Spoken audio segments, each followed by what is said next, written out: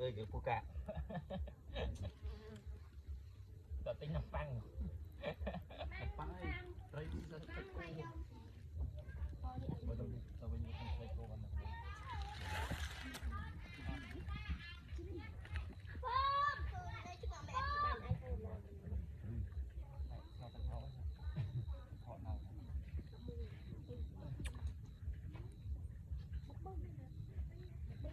để bị nặng bay gì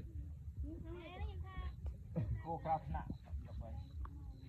đi là phu nặng đi đập buồn này không thật thật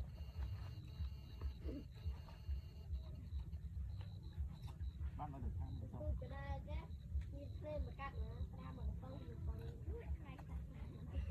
không vào đây ông đi vào đây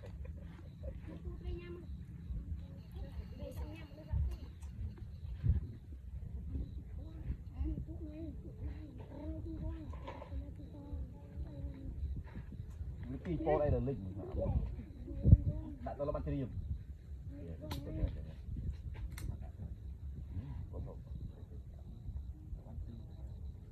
mà oi nhóm mình